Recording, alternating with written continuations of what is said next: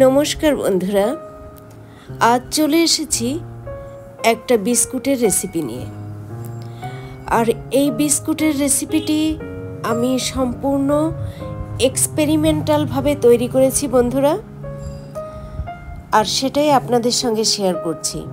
আমরা যখন বাইরে যাই, অর্থাৎ কেনাকাটা করতে বা ঘোরাফেরা করতে, তখন মাঝে মধ্যে তো রাস্তার পাশে চায়ের দোকান থেকে চা খেয়ে থাকি, সঙ্গে দু একটা বিস্কুটও খাই। তো বন্ধুরা, ওই বিস্কুটগুলো কিন্তু আমার ভীষণ ভালো লাগে। আপনাদের কেমন লাগে আমি জানি না। তো আমি সেই ধরনের একটা বিস্কুট বানানোর জন্য অনেক দিন ধরে চেষ্টা করছিলাম। তো আজ সেই চেষ্টাটাই আপনাদের সামনে তুলে ধরবো বন্ধুরা। আপনারা দেখুন বিস্কুটগুলো কেমন হয়েছে, আর এই বিস্কুটের টেস্ট কেমন হয়েছে সে বন্ধুরা আমি বানিয়ে যখন টেস্ট করব তখন আপনাদেরকে জানাবো যে আমি কীরকম টেস্ট পেয়েছি এই বিস্কুট খেয়ে। তো বন্ধুরা, এই বিস্কুট বানানোর জন্য আমি কি কি উপকরণ নিয়েছি আর কিভাবে বানিয়েছি সেটাই আপনাদের সঙ্গে শেয়ার করব বন্ধুরা। তো সঙ্গে থাকুন, দেখতে থাকুন আমি কিভাবে এই সুন্দর বিস্কুটগুলো বানিয়েছি। বন্ধুরা, আমি প্রথমেই বলেছি যে এই বিস্কুটগুলো আমি পরীক্ষামূলকভাবে বানাচ্ছি, তাই কিছু কিছু উপকরণ আমি বাদ দিয়ে দিয়েছি, যেমন গুঁড়ো দুধ, বাটার কিংবা ঘি, এই সবগুলো আমি ব্যবহার করিনি। সাধারণ উপকরণ দিয়ে এই বিস্কুটগুলো বানানোর চেষ্টা করেছি। তাহলে দেখুন, এখানে বিস্কুট বানানোর জন্য নিয়েছি 1 কাপ আটা, আধা কাপ রাইস ব্রান তেল, এখানে সানফ্লাওয়ার তেল কিংবা সয়াবিন তেলও ব্যবহার করা যাবে। আর নিয়েছি বন্ধুরা 1/3 কাপ চিনি। এখানে চিনির পরিমাণ যে যেমন খাবেন ঠিক তেমনিভাবে নেবেন। তো আমি এই বিস্কুটগুলো কয়েকজন মানুষকে খাওয়াবো টেস্ট বোঝার জন্য, তো সেজন্য একটু চিনির পরিমাণ বেশি নিয়েছি, আপনারা চাইলে কমও নিতে পারবেন। আর নিয়েছি 1 চা চামচ বেকিং পাউডার, আর নিয়েছি সাদা তিল, 1টা ডিমের হলুদ অংশ, এলাচ গুঁড়ো ও সামান্য পরিমাণ লবণ। এই উপকরণগুলো দিয়েই বিস্কুট বানাবো। তো বন্ধুরা, প্রথমে আমি যে কাজটি করব, 1/3 কাপ যে চিনি নিয়েছি এই চিনি মিক্সচার গ্রাইন্ডারে গুঁড়ো করে নেব। চিনি গুঁড়ো করে নিয়েছি, এখন একটা পাত্রে এই গুঁড়ো চিনি ঢেলে নেব।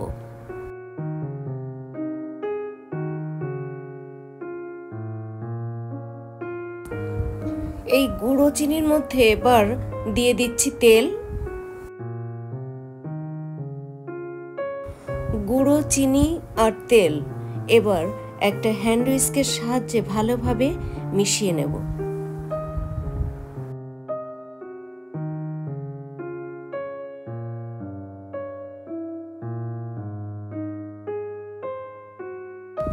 দেখুন বন্ধুরা, গুঁড়ো চিনি আর তেল ভালোভাবে মিশে গেছে। এখন এই মিশ্রণের মধ্যে একে একে দিয়ে দেব সব উপকরণ, যেমন আটা,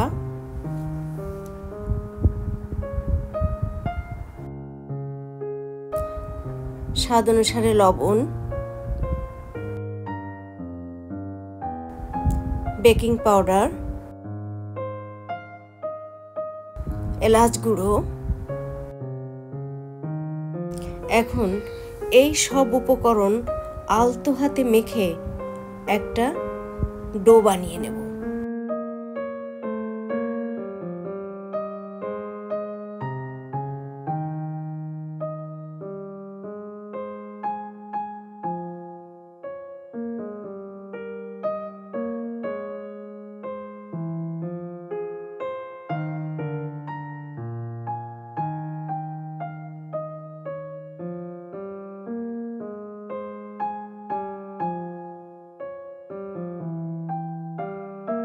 বিস্কুটের জন্য ডো রেডি হয়ে গেছে। বিস্কুট বেক করার জন্য এই স্টিলের থালায় সামান্য তেল দিয়ে হাতের সাহায্যে ভালোভাবে লাগিয়ে দিচ্ছি।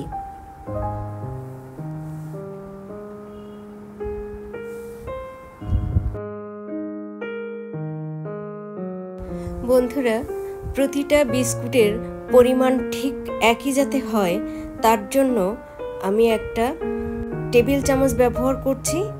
এই টেবিল চামচ মেপে ডো নেব এবং হাতের সাহায্যেই বিস্কিটের আকার দেব।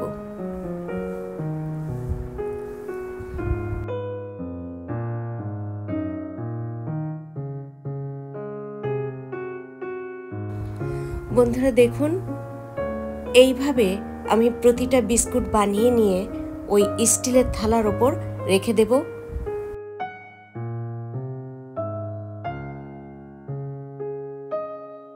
ওই একইভাবে ফ্রন্ট ক্যামেরায় আরও 2-1টা বিস্কুট বানিয়ে নিচ্ছি।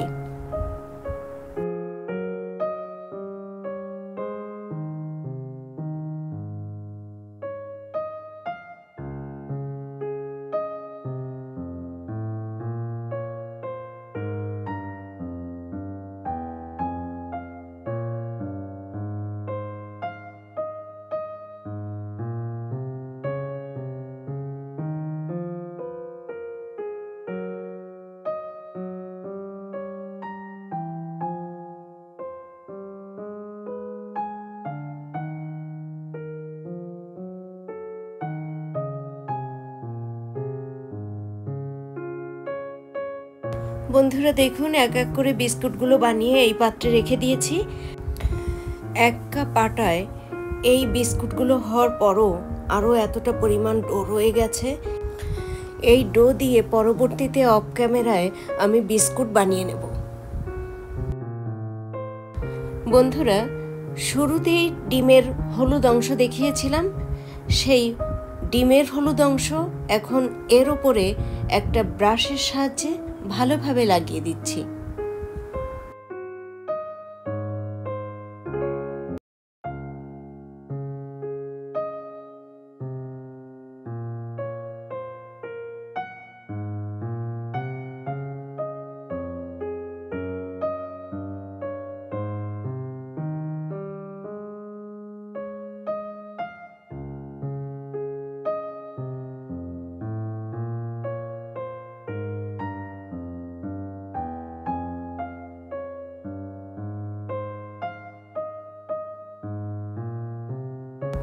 সব বিস্কুটের ওপর ডিমের হলুদ অংশ লাগানো হয়ে গেছে।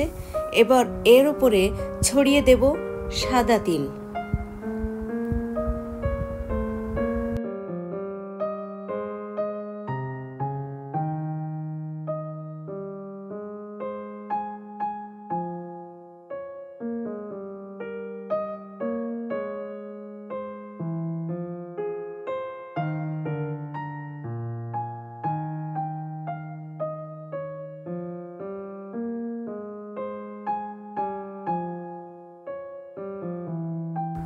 সব বিস্কুটের উপর তিল ছড়িয়ে দিয়েছি। এবার বিস্কুটগুলো বেক করার জন্য রেডি হয়ে গেছে। বন্ধুরা চলুন চুলার পাশে চলে যাই বিস্কুটগুলো বেক করার জন্য। বিস্কুটগুলো এই কড়াইতেই বেক করব, তার জন্য চুলার ফ্লেম লোতে রেখে কড়াই এইভাবে ঢেকে 10 মিনিট ধরে গরম করে নিয়েছি। আর কড়াইয়ের মধ্যে একটা স্ট্যান্ডও দিয়ে রেখেছিলাম বন্ধুরা। এখন বিস্কুটগুলো বেক করার জন্য স্টিলের থালাটা কড়াইয়ের মধ্যে থাকা স্ট্যান্ডের উপরে খুব সাবধানে বসিয়ে দিচ্ছি।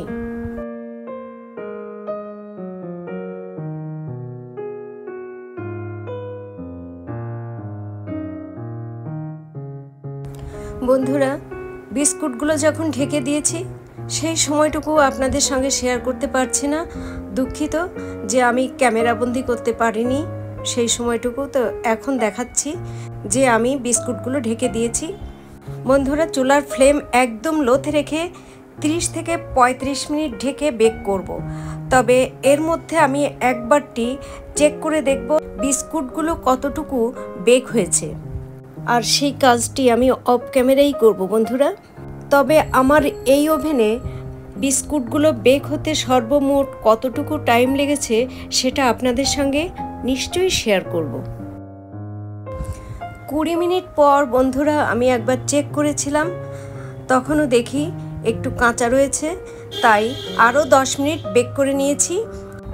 তাহলে বন্ধুরা সর্বমোট 30 মিনিট এই বিস্কুটগুলো বেক করার পর আমি ঢাকনা তুলে নিচ্ছি।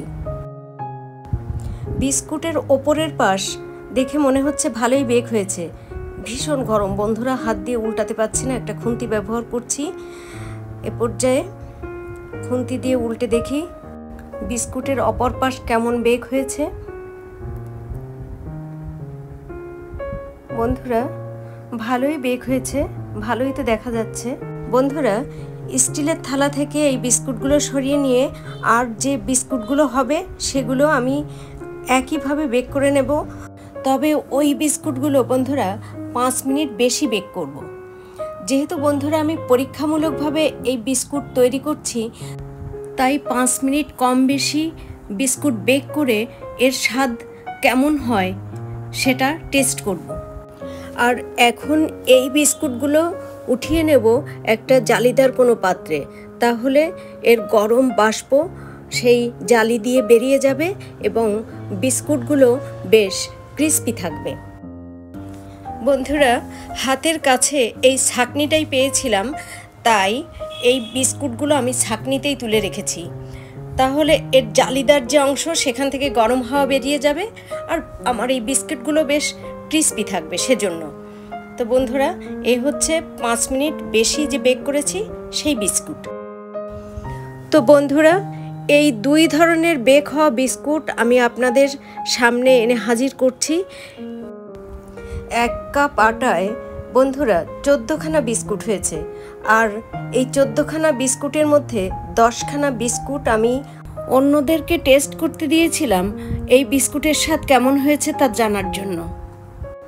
তো বন্ধুরা সবাই এক বাক্যে বলেছে খুবই ভালো হয়েছে। আমি বললাম চায়ের দোকানের বিস্কুটের মতো কি হয়েছে?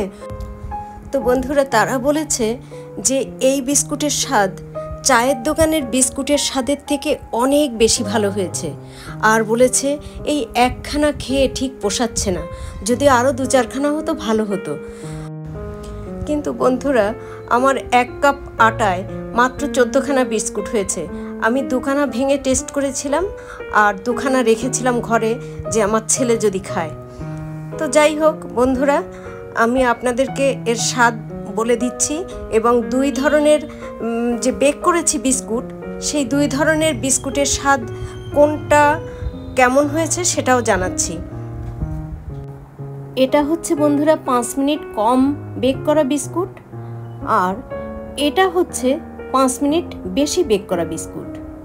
তো বন্ধুরা এই বিস্কুটগুলো আমি একে একে ভেঙে টেস্ট করব। দেখুন বন্ধুরা 5 মিনিট কম বেক করা বিস্কুটের ভেতরটা কেমন হয়েছে। এইবার দেখাই 5 মিনিট বেশি বেক করা বিস্কুটের ভেতরটা।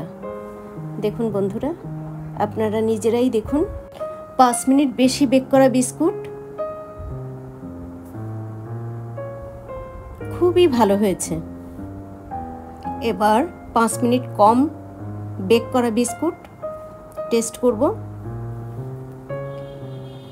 বন্ধুরা সুপার টেস্ট। তো বন্ধুরা আমি বলবো আপনারা 5 মিনিট কম বেক করবেন, তাহলে আপনাদের বিস্কুট অসম্ভব টেস্টি হবে। আমার চুলার ফ্লেম যেমন, তাতে 30 মিনিট লেগেছে, আপনাদের হয়তো সামান্য কম বেশি লাগতে পারে। তবে বন্ধুরা বিস্কুটের কালার দেখেই আশা করি বুঝতে পেরেছেন যে কতটা পরিমাণ বেক করতে হবে। তো বন্ধুরা আমি বলতে পারি এত কম খরচে, এত সহজে, এত টেস্টি একটা বিস্কুট যে বানানো যেতে পারে আমি ভাবতে পারিনি। তো বন্ধুরা আপনারা যদি চান এই রেসিপিতে একবার এই বিস্কুট বানিয়ে নিজেরা খান এবং পরিবারের সকল সদস্যকে খাওয়ান, আশা করি আপনি সহ আপনার পরিবারের সকলেই এই বিস্কুট খেতে অত্যন্ত পছন্দ করবেন। বন্ধুরা, আপনারা তো দেখলেন হাতের কাছে থাকা সাধারণ উপকরণ দিয়ে খুব সহজে এই ধরনের অপূর্ব স্বাদের বিস্কুট বানানো যায়। তো আপনাদের কাছে যদি এই বিস্কুটের রেসিপি ভালো লাগে তাহলে একবারটি বানিয়ে খেয়ে দেখবেন, আশা করি ঠকবেন না। যদি কোনো বন্ধুর আমার এই রেসিপি ভালো বা খারাপ লাগে তাহলে আমার কমেন্ট বক্সে জানাবেন প্লিজ। আমার ভুল ত্রুটি ধরিয়ে দেবেন, আমি তাহলে সেটা শুধরে নিতে পারবো। এতক্ষণ ধরে ধৈর্য সহকারে আমার যে সকল বন্ধু আমার পাশে থেকে এই বিস্কুটের রেসিপিটি দেখলেন তাদের প্রত্যেককে অসংখ্য অসংখ্য ধন্যবাদ। ভালো থাকুন, সুস্থ থাকুন। আজ এ পর্যন্তই, আবারও দেখা হবে পরবর্তীতে।